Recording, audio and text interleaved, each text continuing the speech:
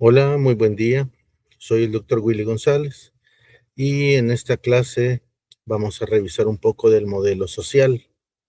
Antes de entrar a la presentación como tal, quiero explicar dos puntos importantes.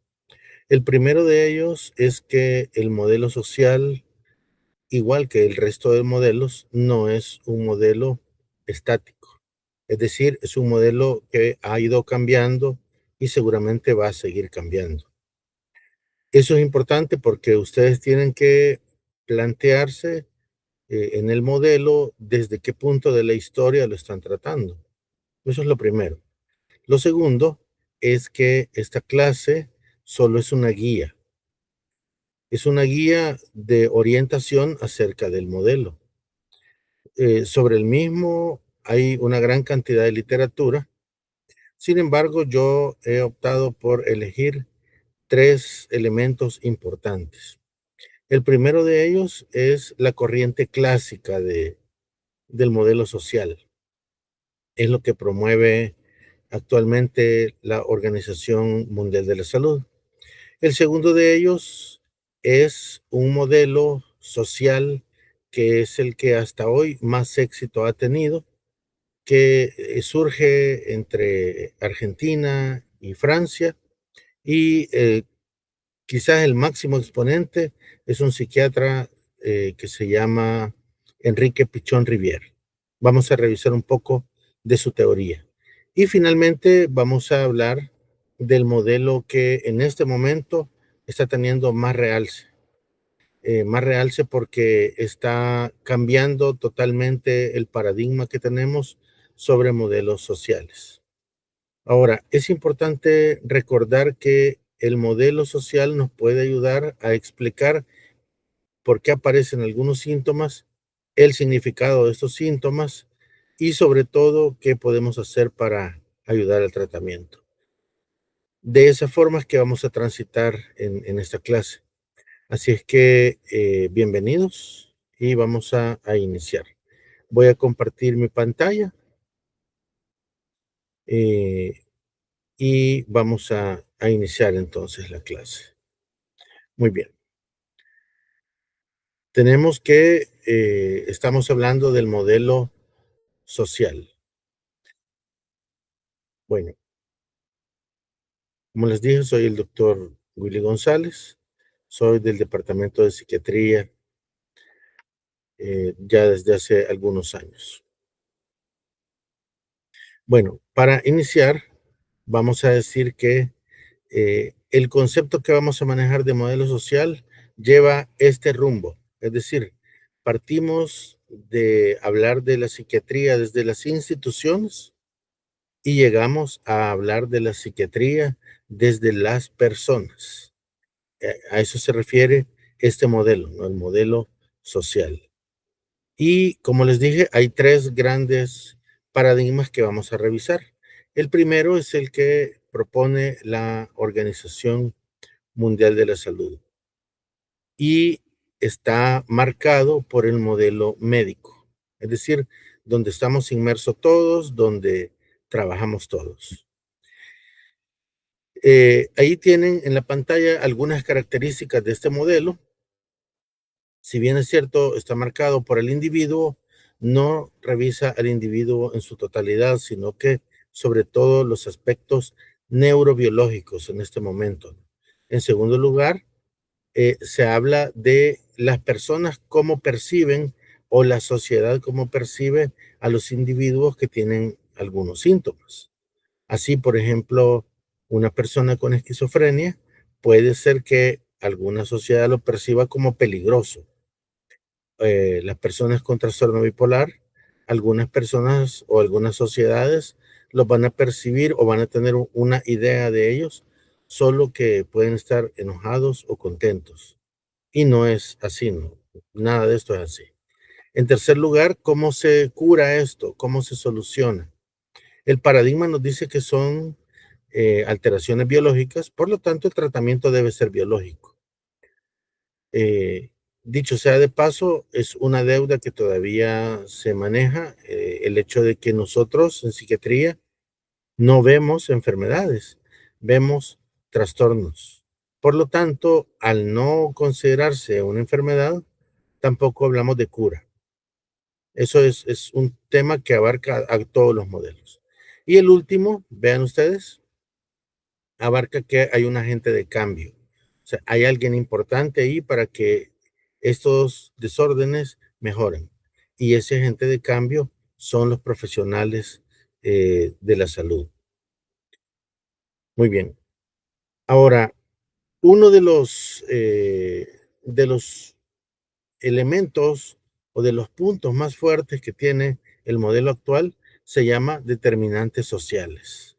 Seguramente lo han escuchado hablar en otras materias también. Estos determinantes sociales están marcados por elementos que impregnan la enfermedad de las personas, pero que no han logrado explicar completamente el quehacer y el sentir de cada individuo de forma particular, sino que más bien lo explica a nivel social y sobre todo a nivel socioeconómico. Es decir, hablamos, por ejemplo, de el tiempo laboral perdido por las enfermedades mentales, hablamos por los costos de hospitalización, hablamos, por ejemplo, de cuánto tiene que invertir un estado en proveer tratamientos.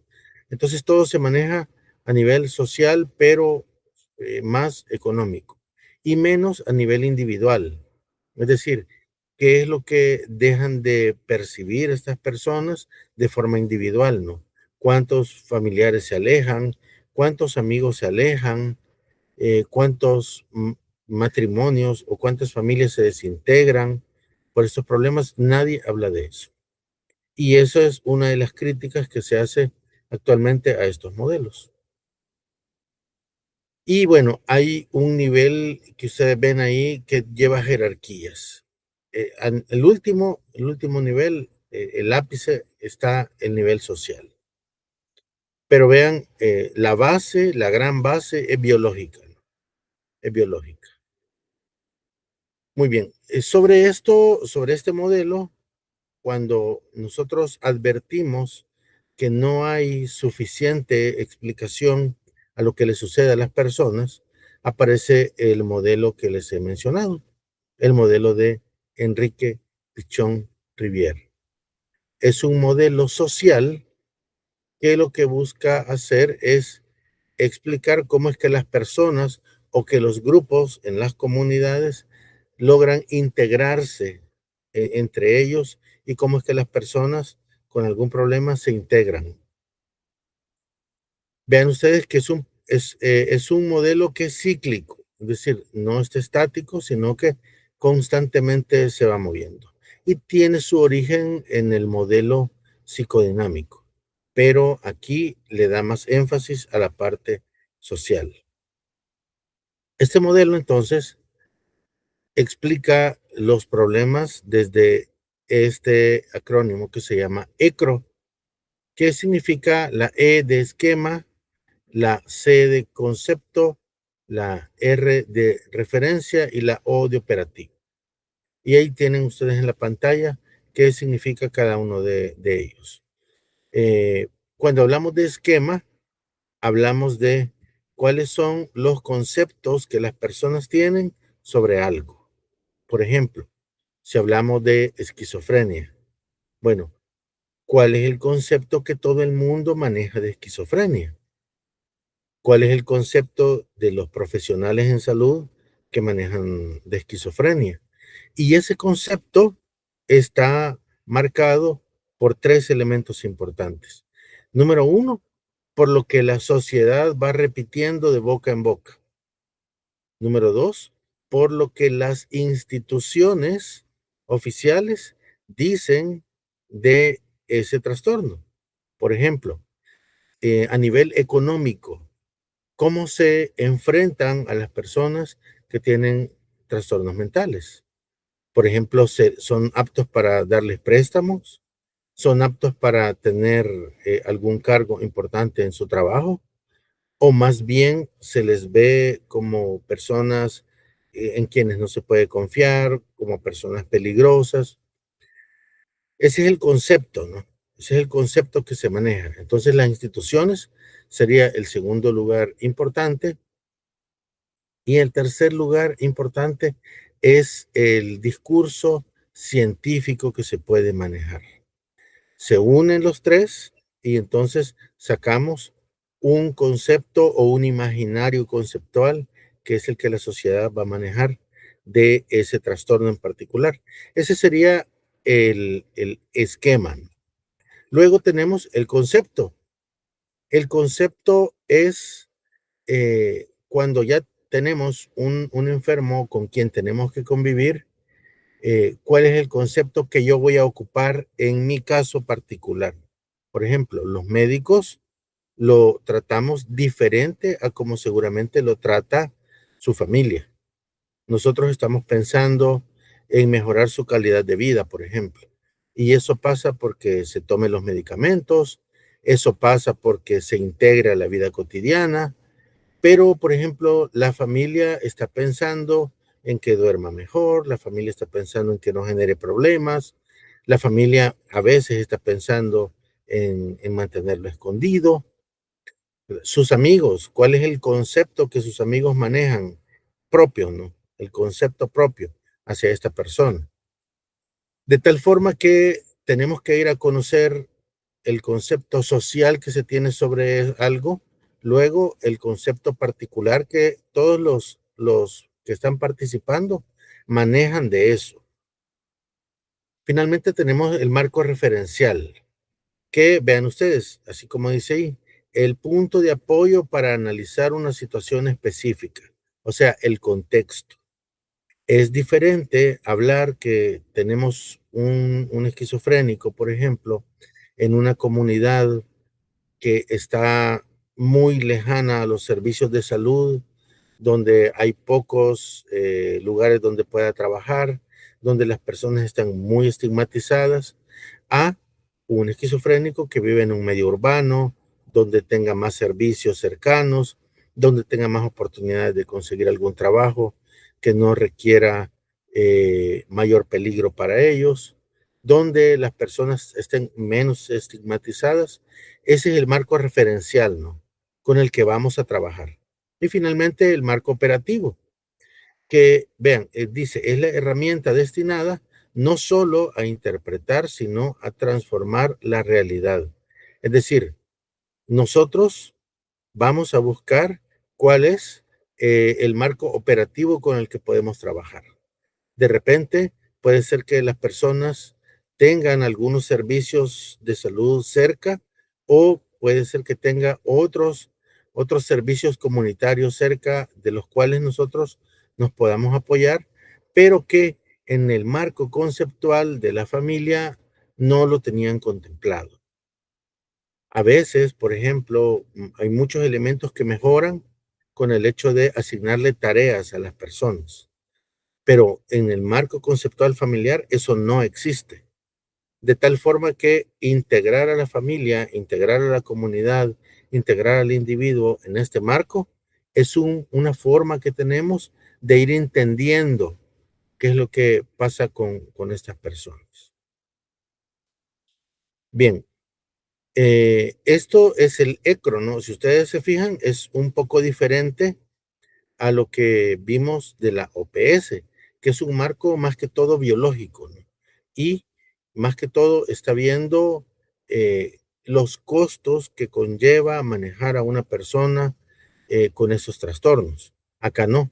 Aquí entramos a ver más la realidad de todos los actores. No solamente estamos viendo a la sociedad, sino que estamos viendo a todos los actores en diferentes niveles. Pero incluso este modelo no ha sido tomado muy en boga. Seguramente muchos de ustedes no lo habrán escuchado, quizás ni siquiera en los procesos comunitarios. Es por ello que ha surgido una nueva forma de pensar, un nuevo paradigma. Y que surja un nuevo paradigma significa que esto que estamos hablando no solo sucede aquí en El Salvador, sino que ese problema está a nivel mundial. Y por eso, como les digo, surge este nuevo paradigma. Este paradigma nace de este grupo de psicólogos clínicos del Reino Unido y es un, digamos, un marco referencial teórico nuevo que ustedes lo van a encontrar como paz. Ahí lo tienen, ¿no? El marco de poder, el marco de amenaza y el marco de significado. Lo primero que hace este modelo es cambiarnos la terminología que usamos. Ya no hablamos, por ejemplo, de enfermedad, ya no hablamos de diagnóstico, ya no hablamos de tratamiento, sino que lo primero que hace es cambiar los conceptos. Y desde ahí ya se siente un paradigma diferente, alejado de todo lo que está sucediendo. De hecho, el CIE 11 maneja mucho de esto. Y en lo que se va a transformar el DCM también. Entonces ya nos alejamos de los paradigmas tradicionales y entramos en una nueva forma de entender lo que le pasa a las personas. Este marco referencial que se llama paz es una nueva forma entonces de entender al ser humano. Recuerden, poder, amenaza y significado.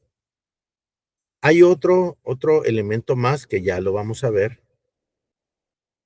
y que está siendo, como les digo, nace de la comunidad psicológica del Reino Unido y está tratando de tener mucho énfasis en todo el mundo. Y aquí tenemos, como les digo, cuatro elementos. El primero es el poder, y el poder lo vamos a entender aquí como aquello que influye en nosotros o que opera en nuestra vida. Un ejemplo podría ser eh, tener un problema familiar o de repente alguien puede decir tener una enfermedad. Eso influye en nosotros, ¿no? Ese es el poder, es decir, el poder de esa situación sobre nosotros. ¿Cómo influye eso? En segundo lugar, tenemos la amenaza. Y la amenaza, vean ustedes, es el riesgo. Recuerden, ¿no? El concepto de riesgo es el riesgo de que esa situación, o sea, de que el poder afecte nuestras necesidades básicas. Ojo, nuestras necesidades básicas. Por ejemplo, si yo estoy muy enfermo o si tengo un problema familiar grave, ¿cuáles son las necesidades que yo corro riesgo de perder? Por ejemplo, si mi enfermedad se prolonga y ya no puedo trabajar, entonces voy a tener el riesgo de no tener el sustento. Igual, si mi familia entra en problemas, puede ser que la armonía familiar se rompa. Esos son los riesgos, ¿no? De el problema, que aquí el problema es el poder y la amenaza es el riesgo de tener un problema en mis necesidades básicas. En tercer lugar, tenemos el significado, es decir, ¿qué representa ese riesgo si se hace realidad en mi vida? Puede ser que yo diga, bueno, ese trabajo ni me estaba aportando lo suficiente en mi vida, voy a cambiarlo. O que yo vea que cuando la familia se desestructura, en vez de sufrir, yo me sienta aliviado porque yo era una víctima, por ejemplo, de la familia. Entonces, el significado que representa también es importante. Y finalmente, la respuesta. ¿Qué es lo que el individuo hace? Si nosotros vemos que la respuesta no es la mejor, intervenimos. Pero si nosotros vemos que la respuesta es la adecuada, entonces no lo hacemos. Traslademos esto a una persona con esquizofrenia. Bueno, ¿cuál sería el poder? El poder es el trastorno, ¿no? El trastorno mental. ¿Cuál sería la amenaza? La amenaza es que no nos den trabajo, que los amigos se alejen, que la familia se avergüence de nosotros. ¿Cuál sería el significado que tiene eso para nosotros, no? Bueno, puede ser que impacte eso en nuestra autoestima, puede ser que nos sintamos menospreciados, en fin, una gran cantidad de significados que puede tener. ¿Y cuál es la respuesta? Puede ser que la respuesta que haga sea aislarme. Puede ser que la respuesta que yo tenga sea demostrarle a todo el mundo que yo sí tengo un problema, pero que puedo insertarme en la sociedad, ¿no? Igual como sería tener diabetes o tener hipertensión. Eso es la forma de cómo este nuevo paradigma está tratando de incursionar. Ahora, vean, el poder entonces, el poder es el origen de un desequilibrio. Ese poder puede ser biológico, puede ser a través de actos de violencia, puede ser un problema legal o económico, puede ser un problema interpersonal o puede ser un problema de ideologías. Hay muchos pacientes, por ejemplo, que incluso pueden tener más de uno de estos orígenes. Nuestro trabajo entonces es, a nosotros van a llegar con, digamos, el significado, ¿no? O con la reacción, pero nosotros tenemos que ir a averiguar a dónde está el origen y puede estar en cualquiera de estos elementos. Ahora, la amenaza.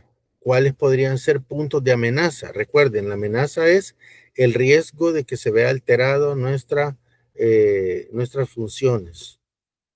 Puede ser a través de las relaciones que nos abandonen, puede ser emocional, que nosotros nos sintamos atrapados, puede ser social o económico, que nos discriminen, que nos despidan o que no nos contraten, pueden ser físicas y corporales si tenemos limitaciones, o pueden ser amenazas al significado y a la identidad.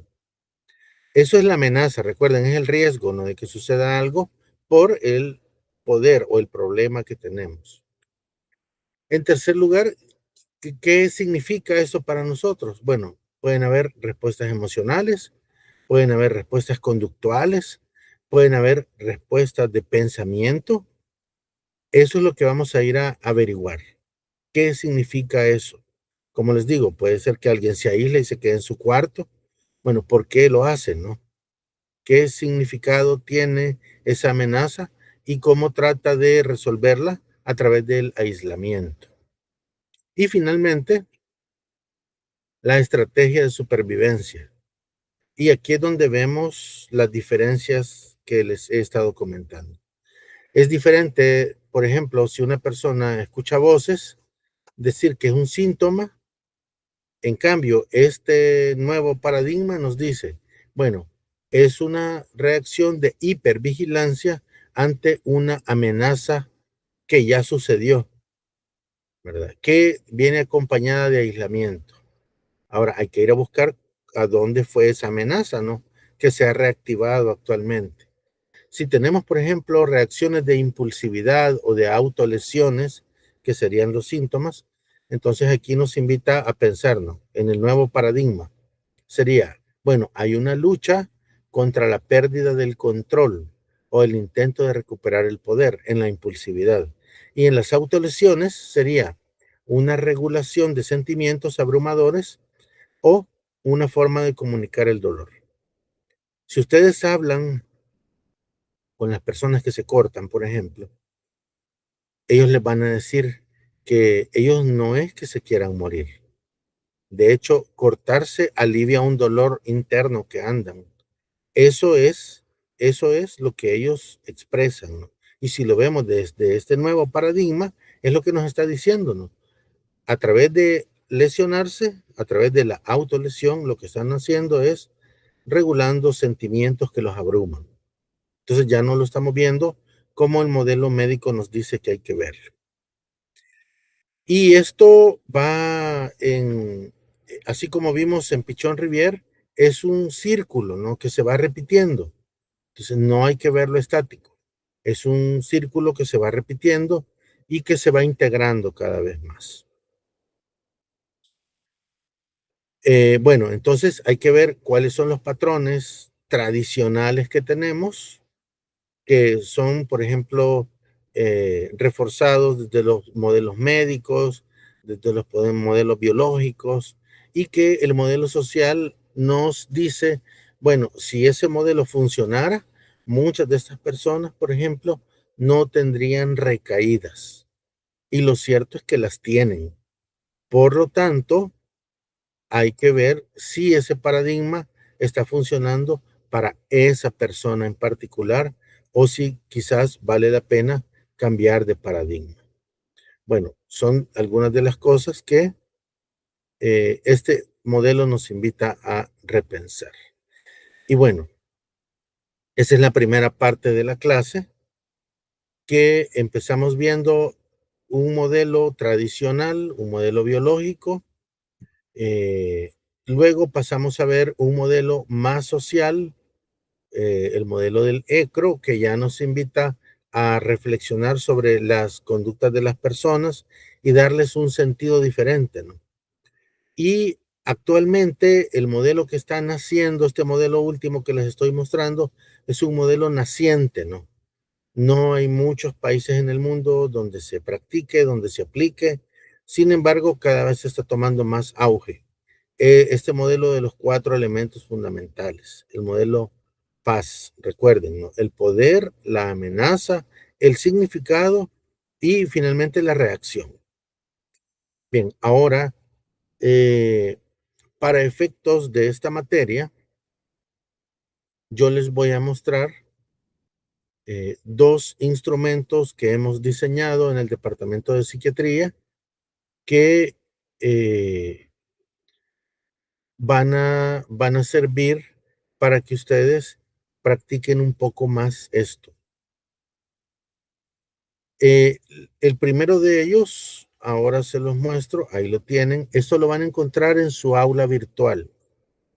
Les voy a mostrar cómo es que ustedes lo van a ver para que lo usen. Como esto es algo nuevo para nosotros, les he dejado integrado alguna parte teórica también. El primero de ellos es el que tenemos en la pantalla. Es este el modelo que combina el modelo tradicional biomédico con el modelo de Pichon-Rivière. Aquí tenemos algunos marcos operativos teóricos que nos están dando, digamos, las líneas sobre las cuales tenemos que ir haciendo el análisis. Vean, aquí tenemos 3 documentos importantes que explican o tratan de explicar cómo funciona este modelo. Este siempre es modelo social, ¿no? Pero es el modelo tradicional biomédico, incluido el modelo de Pichon-Rivière, el ECRO. En segundo lugar, tenemos un conjunto de casos. Ustedes van a poder leer el caso, vean, ahí está una historia clínica pequeña, algunos datos relevantes y tenemos que me da un análisis biopsicosocial. Me da los puntos biológicos importantes, los puntos psicológicos importantes y los puntos sociales importantes de este caso, ¿no? De este caso, en el caso de este muchacho de 24 años, que dice que ha sido diagnosticado desde hace 2 años con esquizofrenia paranoide. Ese es el caso. Luego, eh, con los elementos teóricos que ya vimos, me invita, por ejemplo, a hacer una evaluación. Aquí lo voy a hacer al azar. Digamos que yo pienso que es la primera, aquí es la última, aquí lo vamos a poner la segunda y aquí la tercera. Y entonces me da que evalúe el caso. Lo evalúo y ahí me da una retroalimentación, es decir, una evaluación, un análisis de lo que yo respondí. Y entonces me dice que en la pregunta uno, si el factor de riesgo social es el adecuado. En el segundo lugar, el paciente como portavoz. En el tercer lugar, la intervención prioritaria y el vector ECRO prioritario. De acuerdo a lo que yo respondí, ¿no? Y me dice cuál debería ser la intervención clínica que yo debería hacer según este modelo, según el ECRO. Ahí me da las observaciones y vean, al final tenemos algunas referencias bibliográficas por si ustedes quieren profundizar un poco más sobre esto. Ahora, pero este solo es un caso. Aquí me da la opción de generar otro caso. Recuerden, este caso es de Mateo, que tiene 24 años y tiene diagnóstico de esquizofrenia paranoide. Yo le voy a pedir que me genere un nuevo caso y aquí ya me dice que vamos a hablar de Valeria, de 31 años, con esquizofrenia desorganizada. Igual no, vuelvo a hacer la evaluación y vuelvo a hacer el análisis de mis respuestas. Vean que aquí no me ha generado el análisis porque no ha respondido. Voy a responder. La idea es que ustedes practiquen esto para que puedan recibir retroalimentación. Ahí les dice cuáles son las respuestas según este modelo que estamos ocupando. Y puedo pedirle que haga otro caso. Bueno, este es de Valeria, de 31 años. Vamos a generar un nuevo caso. Roberto, de 42 años. Recuerden, primero teníamos Mateo, luego Valeria, ahora Roberto. Entonces son 10 casos en total que ustedes pueden evaluar. Esto es el primero de los modelos que lo van a tener en su aula virtual para que ustedes estén practicando cómo es la forma de aplicar el modelo social según el modelo tradicional de OPS y según Pichon Rivière.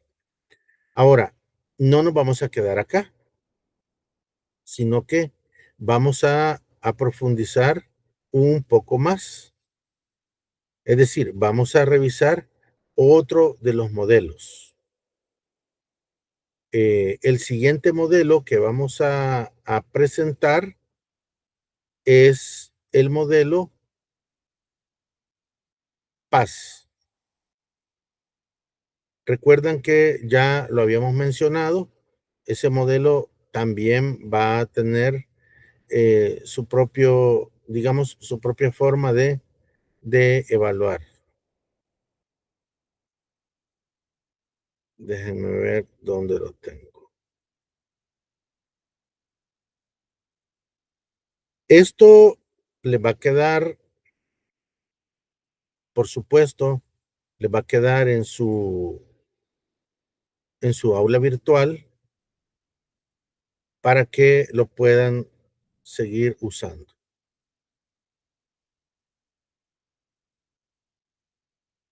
Bueno, ahora les presento el otro modelo.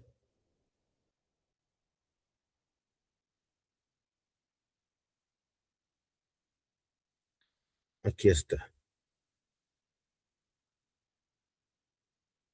Bueno, este es el modelo PAS. Ahí lo tenemos. Vean que aquí me da 4 pestañas. Primero me explica cuál es la lógica del modelo, que es lo que yo les he explicado, ¿no? Aquí está un poco detallado, ¿verdad? El poder, la amenaza, el significado y la respuesta. En segundo lugar, me da ejemplos de cómo se aplica. Acá tenemos, por ejemplo, el caso de una mujer de 52 años con psicosis y ahí me da cómo debería de aplicar el modelo. Luego me da un segundo ejemplo de un joven de 19 años con trastorno limítrofe de personalidad y ahí me dice cómo debería de aplicarse el caso. En la tercera pestaña me da algunos casos para que yo practique. Por ejemplo, el caso número 1 se llama el refugio y dice, fíjense, hombre que vive en la calle se niega a ir a albergues y murmura constantemente. Además de eso, nos dice que fue militar en zonas de conflicto. Y aquí me dice cómo debería de aplicar el modelo, ¿no? Este PTMF es el modelo este que estamos analizando. ¿Cómo debería de analizar este caso? Bueno, se trata de un estrés postraumático que hay que tratarlo con medicamentos. Eso es lo que nos diría el modelo tradicional, ¿no? Nos diría, bueno, ese señor tiene síntomas porque ha desarrollado estrés postraumático y la forma de atenderlo es con medicamentos. Eso nos diría incluso el modelo biológico, nos diría eso también. Pero el modelo social en este nuevo paradigma me dice, hay que entender el aislamiento como una estrategia de protección frente a un mundo percibido como zona de guerra. Vean, aquí estamos aplicando esos 4 pasos, ¿no? Recuerden, el poder, que es el origen de los síntomas, luego la amenaza, o sea, que es lo que el hombre está interpretando, luego el significado y luego vamos a nosotros qué vamos a hacer frente a esa reacción. Y entonces, si yo le doy que es estrés postraumático, vean, aquí eh, ya respondí. Entonces, al final me va a decir cómo estuvo mi respuesta. Aquí vamos a tener retroalimentación, pero me dicen que tengo que terminar los 10 casos. Entonces, en este caso, vean, aquí no me da nada. Si le pongo, este ya es el tercer caso. Mujer de 70 años deprimida tras ser obligada a dejar su casa para ir a una residencia por decisión de los hijos. Y me da las dos opciones, ¿no? La pérdida de agencia y de poder personal de María o su predisposición genética a la depresión. Entonces yo le voy a poner esto y ahí vamos avanzando, ¿no? Ya tenemos el caso 4. Cuando ya terminan los 10, se vienen a retroalimentación y aquí les va a decir cómo es que se aplica en cada caso este modelo. Bien, esto sería el otro que van a tener en su aula virtual para que estén retroalimentándose. Muy bien, esto es lo que vamos a revisar en este modelo, en el modelo social. Van a tener ahí estas dos herramientas interactivas y algunas lecturas también, por si quieren profundizar. Igual no, estamos cualquiera de los profesores para si nos quieren hacer preguntas o quieren hacer consultas. Y bueno, nos vemos en la siguiente clase. Mucho gusto y cuídense.